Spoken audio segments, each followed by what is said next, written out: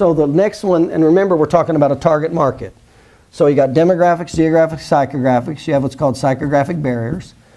Those are subconscious perceptions of why people will not do something, why they will not do something.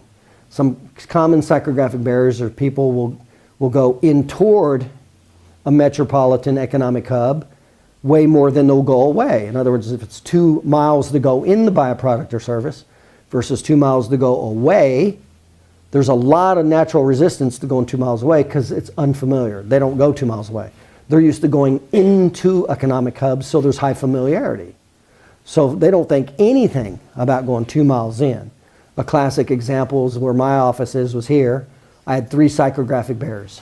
It was driving away from the major economic hub, number 1. 2, county line. 3, major intersection. I had 3 psychographic barriers. I could not pull anybody 2 miles north of me. I couldn't pull them because of those 3 psychographic barriers. I easily can pull 9 miles south of me. So I could go 9 miles in the other direction. Why? Because all those people are used to driving in toward the economic hub right by my office. And there were no barriers. That's called a psychographic barrier. Those are some of the common psychographic barriers. So one of the first things you have to do in marketing is you have to find your geographic radius of draw. North, south, east, and west. And it will almost always be limited by what's called a psychographic barrier. A roadway, railroad, a waterway, county line.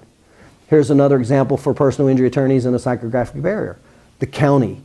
County hubs, there'll be a county and then there's typically a county hub where all the legal stuff happens. And the attorneys put their offices there because they're always in and out of the courthouse. It's called the county hub or county seat. Well, if I was going to open another office, and so if I develop all these relationships with these attorneys, and I was going to open another office, the biggest mistake I could make right now is going to another county. Because over all of these attorneys, they want to stay in that county because that's where their relationships are, that's where their location is, and that's where it's easy for them to walk across the street and go to the courthouse, not to get in a car and drive 45 minutes away with people they don't know.